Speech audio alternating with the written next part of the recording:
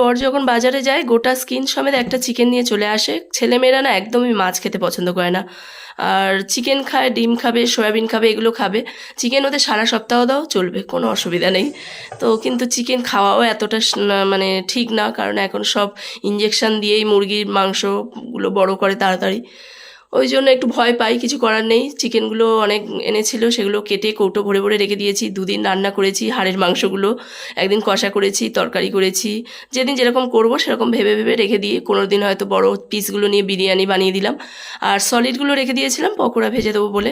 সোনাই বলেছিল একটু মোমো খাবে, কিন্তু আর এই গরমে মোমো করতে ভালো লাগছিল না।